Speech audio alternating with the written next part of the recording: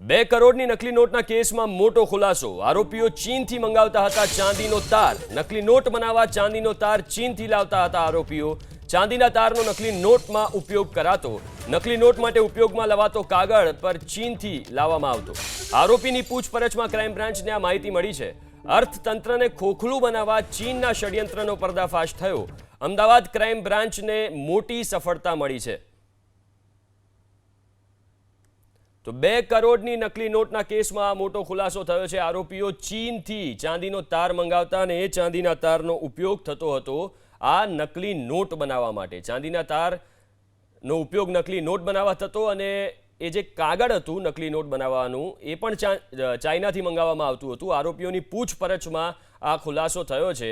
ભારતના અર્થતંત્રને ખોખલું બનાવવા ચીનના ષડયંત્રનો પર્દાફાશ અમદાવાદ ક્રાઇમ બ્રાન્ચે આરોપીની પૂછપરછ કરી અને પૂછપરછમાં આ તમામ વિગતો જાણવા મળી છે। આ તમામ વિગતો વિશે માહિતી પ્રાપ્ત થઈ છે કે જે આ નકલી નોટનો કારોબાર ચાલતો હતો એનું રો મટીરિયલ એટલે કે એમાં જે ચાંદીનો તાર વપરાતો હતો એ અને જે કાગળ વપરાતું હતું એ ચાઇનાથી લાવવામાં આવતું હતું અને એના પછી અહીંયા આ નકલી નોટ છાપવામાં આવતી હતી।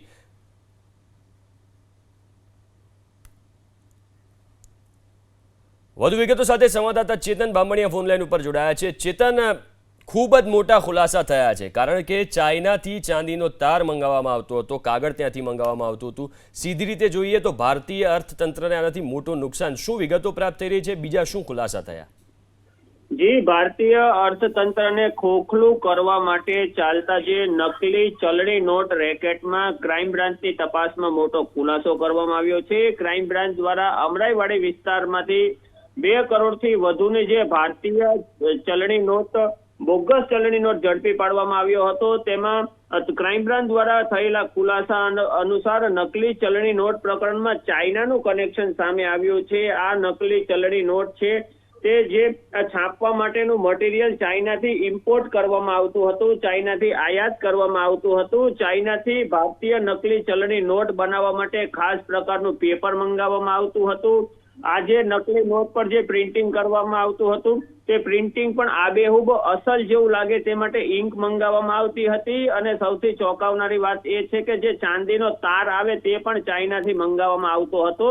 સામાન્ય રીતે જે બોગસ ચલણી નોટ હોય છે તેમાં તાર નથી હોતો, તારની જગ્યાએ તાર જેવું લાગે તેવી પ્રિન્ટ કરેલી હોય છે, પરંતુ આ ચલણી નોટમાં ઓરિજિનલ જેવી ચલણી નોટ લાગે।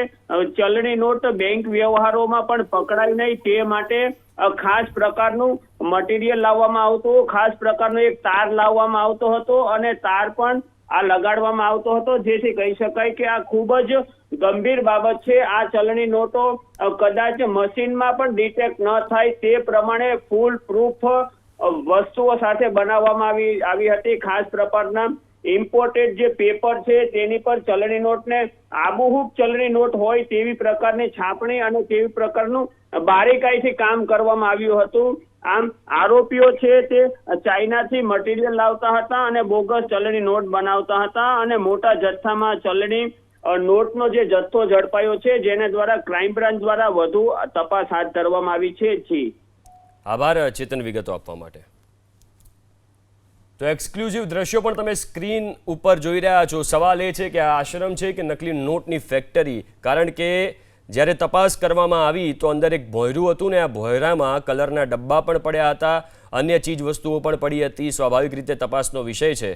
નકલી ચલણી નોટ છાપવા માટે સાધનો જે ઉપયોગમાં લેવામાં આવતા હતા એને પણ જપ્ત કરવામાં આવ્યા છે અને તમે જુઓ કેટલું મોટું અને ભવ્ય આશ્રમ છે। આમાં જ ક્યાંક ને ક્યાંક નકલી નોટ છાપવાનો જે કારોબાર છે, કાળો કારોબાર એ ચાલતો હતો। 2 કરોડથી વધુની નકલી નોટ જપ્ત કરવામાં આવી છે અને એક મહિલા સહિત 6 આરોપીઓની ધરપકડ કરવામાં આવી છે, જેમની પૂછપરછમાં હજુ પણ અનેક ખુલાસાઓ થઈ શકે છે। આશ્રમના કમ્પાઉન્ડમાંથી એક ભોંયરું મળ્યું છે। ભોંયરામાં કલરના ખાલી ડબ્બા અને કેમિકલના કેરબા મળ્યા છે। તો સુરતમાં આશ્રમમાં નકલી નોટની ફેક્ટરીને લઈને મોટો ખુલાસો। ધરપકડ કરાયેલ પ્રદીપ ગુરુજીનું રાજકોટ કનેક્શન જાણવા મળ્યું છે। રાજકોટમાં આવેલો છે પ્રદીપ ગુરુજીનો કરોડોનો બંગલો। કિડવાઈ નગરમાં આવેલો છે આલિશાન બંગલો। પ્રદીપ ગુરુજી રાજકોટમાં ચલાવતો હતો ક્લાસ. સત્યમ યોગ અને હેલ્થ સેન્ટરના નામે રાજકોટમાં ક્લાસ ચલાવતો પ્રદીપ ગુરુજીનો ભાઈ અમિત જોટાંગિયા યોગ ક્લાસ ચલાવે છે. 5 વર્ષથી પ્રદીપ ગુરુજી સુરત રહેવા જતો રહ્યો હોવાનો ખુલાસો થયો છે. રાજકોટમાં પણ પ્રદીપ ગુરુજીએ અનેકનું ફુલેકું ફેરવ્યું હોવાની વાત ચર્ચામાં છે. વધુ વિગતો સાથે સંવાદદાતા પરાક્રમસિંહ લાઈવ જોડે ગયા છે. પરાક્રમ, રાજકોટ સાથે પણ આજે પ્રદીપ ગુરુજીનું કનેક્શન નીકળ્યું છે અને એવું પણ ચર્ચા છે, એવી પણ ચર્ચાઓ છે કે અહીંયા પણ અનેકનું એને ફુલેકું ફેરવ્યું છે. શું વધુ વિગતો મળી રહી છે આ કેસમાં? ચોક્કસ અત્યારે પોલીસ પહોંચી છે. આ લાઈવ દ્રશ્યો બતાવશું. જોઈ શકાય છે કે રાજકોટ પોલીસના જે જવાનો અને અધિકારીઓ અત્યારે પહોંચ્યા છે. પ્રદીપનું ઘર છે. 5 વર્ષ પહેલાં પ્રદીપ અહીંયા રહેતો હતો. તેના ભાઈએ પણ મોટો ખુલાસો કર્યો છે. જે અમિત છે તેનો ભાઈ, તેમના દ્વારા અત્યારે કહેવામાં આવ્યું છે કે 5 વર્ષ પહેલાં તે અહીંયા રહેતા હતા અને સમગ્ર મામલાને લઈને પ્રદીપને ફસાવવામાં આવ્યો છે તેવી વાત કરવામાં આવી રહી છે. પ્રદીપ ગુરુજી, પ્રદીપ જોટાંગિયા તરીકે ઓળખાતો હતો. બાદમાં પ્રદીપ ગુરુજી તરીકે તેને નામના મેળવી સુરત અને અમદાવાદની અંદર રાજકોટ ખાતે તેનું જે ઘર છે, પરિવાર સાથે તે અહીંયા રહેતો હતો. આ પોલીસ છે. પોલીસ દ્વારા વધુ તપાસ, ઘરની અંદર તપાસ કરવામાં આવી રહી છે. અહીંયાથી નોટોના બંડલ નીકળે છે કે કેમ તે બાબતે પોલીસ દ્વારા વધુ તપાસ, સીધા લાઈવ દ્રશ્યો બતાવી રહ્યા છીએ, તે બાબતે પોલીસ દ્વારા વધુ તપાસ હાથ ધરવામાં આવી છે. અહીંયા સ્થાનિક નાગરિકો આપણી સાથે છે, આપણે એમની સાથે વાત કરીશું કે જેઓ વર્ષોથી અહીંયા વસવાટ કરે છે. ભાઈ, શું આખી હકીકત છે? અહીંયા કેટલા સમયથી રહેતા હતા અને તમે ક્યારે જોયેલા? હા, અહીંયા તો એ હમણાં 5 વર્ષથી નથી જોવા મળ્યા, બાકી 15-20 વર્ષથી અહીં રહે છે. આ ભાઈ તો કન્ટિન્યુ રહે જ છે. એના ભાઈ મોટા રહ્યા ને જે અત્યારે હાજરમાં થયા, એ તો અહીં રહે જ છે, પણ એની કાંઈ એવી એક્ટિવિટી અમને લાગી નથી. ઓલા ભાઈનો તો કોઈ 4-5 વર્ષથી અમે જોયા જ નથી. બાકી એ ભાઈ અહીં યોગ સેન્ટર જ હલાવતો. પોલીસ પહોંચી છે, દ્રશ્યો બતાવશું. પોલીસ દ્વારા પણ જે તપાસ, તેની કારની તપાસ કરવામાં આવી રહી છે. જોઈ શકાય છે કે પોલીસ દ્વારા જે સઘન તપાસ, ગાડીની તપાસ શરૂ કરવામાં આવી છે. આ લાઈવ દ્રશ્યો જોઈ શકાય છે કે પ્રદીપ ગુરુજી તરીકે ઓળખાતો પ્રદીપ જોટાંગિયા છે, તેની ગાડીની, અત્યારે તેના ભાઈની ગાડીની તપાસ શરૂ કરવામાં આવી છે. રાજકોટથી લાઈવ દ્રશ્યો બતાવી રહ્યા છીએ. જે 2 કરોડ રૂપિયાની માતબર રકમ, એટલે કે જે જાલી નોટ પકડાય એટલે કે દેશદ્રોહનો ગુનો લાગતો હોય છે. અમદાવાદ ક્રાઇમ બ્રાન્ચને એક મોટી સફળતા મળી અને જોઈ શકાય છે કે તેની કારની પણ પોલીસ દ્વારા, રાજકોટ પોલીસ એટલી બધી સતર્ક છે કે તાત્કાલિક અહીંયા અધિકારીઓને ખબર પડી અને અહીંયા પહોંચી ગયા. પોલીસ દ્વારા ઘરની તપાસ કરવામાં આવી. એક પોલીસ છે તેમના દ્વારા ઘરની તપાસ, આ બીજા પોલીસ છે તેમના દ્વારા જોઈ શકાય છે કે કારની અંદર સઘન તપાસ અંદરથી શરૂ કરવામાં આવી છે. જોઈ શકાય છે કે અંદરથી જે અલગ અલગ કારની અંદર વસ્તુઓ છે, અલગ અલગ ખાના છે, તેની તપાસ અત્યારે શરૂ કરવામાં આવી છે. અમદાવાદ ક્રાઇમ બ્રાન્ચ બાદ રાજકોટ પોલીસ સતર્ક બની છે. અહીંયા પણ અમુક લોકોને નાણાં આપ્યા હોય, જાલી નોટો આપી હોય, વહીવટ કર્યા હોય તેવી પ્રાથમિક હકીકત સામે આવી છે. દ્રશ્યો બતાવશું.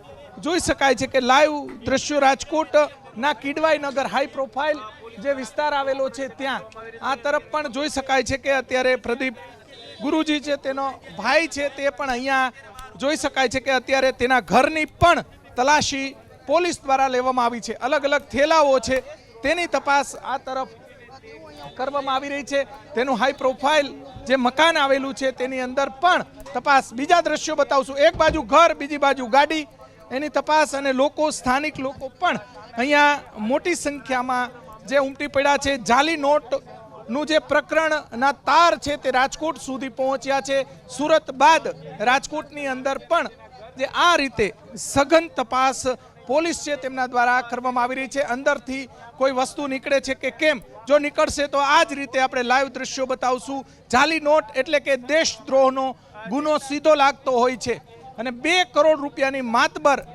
થોડી વધુ નહીં પરંતુ 2 કરોડ રૂપિયાની જાલી નોટની તપાસ જે છે તે જોઈ શકાય છે કે અત્યારે કારની ડેકીની અંદર અલગ અલગ તપાસો શરૂ કરવામાં આવી છે. લોકોના ટોળા પણ, આસપાસના વિસ્તારના લોકોના ટોળા પણ ઉમટી પડ્યા છે.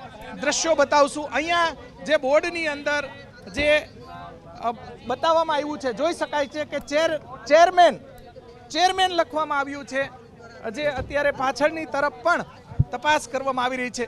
અંદરથી જાલી નોટ નીકળે છે કે કોઈ શંકાસ્પદ વસ્તુઓ નીકળે છે તેની પણ પોલીસ દ્વારા વધુ તપાસ અત્યારે કરવામાં આવી રહી છે. જોઈ શકાય છે કે અલગ અલગ વસ્તુઓની તપાસ રાજકોટ તેના ભાઈના ઘરે જ્યારે કોઈ વ્યક્તિ પાસેથી જાલી નોટ નીકળે ત્યારે તેમના પરિવારજનોની પણ આ જ રીતે તપાસ. જાલી નોટ એટલે કે સીધો જ દેશદ્રોહનો ગુનો લાગતો હોય છે. અત્યારે જોઈ શકાય છે કે અહીંયા જે બોર્ડ મારવામાં આવ્યું છે એ બતાવશું. જોઈ શકાય છે કે આ જે બોર્ડ છે ગુજરાત ચેરમેન ઓફ SSF. હવે આ SSF નો મતલબ શું છે તે સૌથી મોટો સવાલ છે. ગુજરાતના ચેરમેન છે એનો જે ભાઈ અત્યારે ગાડી ચલાવે છે એ દ્રશ્યો બતાવવાનો પ્રયાસ કરીશું.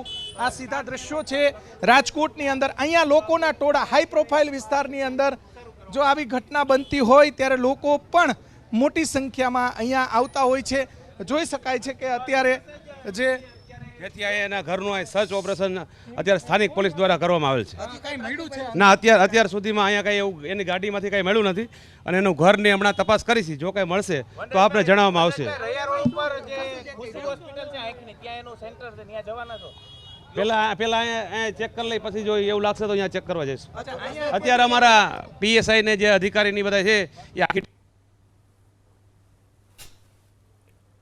તો રાજકોટમાં જેમ તમે જોયું અત્યારે એના સ્થાન ઉપર એની જે જગ્યા છે પ્રદીપ ગુરુજીની ત્યાં તપાસ કરવામાં આવી રહી છે. અમારા સંવાદદાતા પરાક્રમ સતત ત્યાં ઉપસ્થિત છે અને વિગતો મેળવી રહ્યા છે અને ત્યાંથી જો અન્ય કોઈ જગ્યાની લિંક મળશે તો ત્યાં પણ તપાસ કરવામાં આવશે એવી વિગતો પણ જાણવા મળી છે.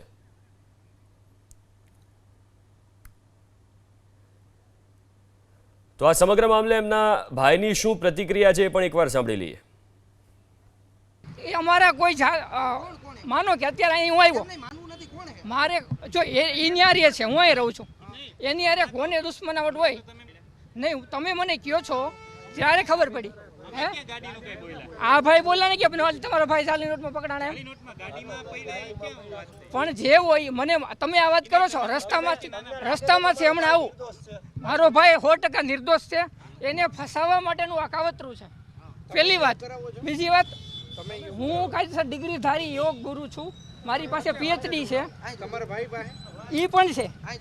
પણ સાંભળો દેશને સવારે ઉઠીને 5 વાગે જે માણસ સારું કરવા જતા હોય કોકને યોગ કરાવવા એ આવું કામ કરે? જેણે કરાવ્યું હોય એ ઈશ્વર જાણતા છે. હે જો હું કોઈને તમે ખોટા નથી કોઈ ખોટું નથી. દૂધનું દૂધ અને પાણીનું પાણી સમય આવશે ત્યારે થઈ જશે. પ્રવચનમાં પ્રદીપ ગુરુજી મારતો હતો મોટી મોટી ડંફાસ. કોઈના પર વિશ્વાસ ન કરવાની ડંફાસ મારતો. રોગ મટાડવાના નામે પ્રદીપ ગુરુ લોકોને વિશ્વાસમાં લેતો હતો.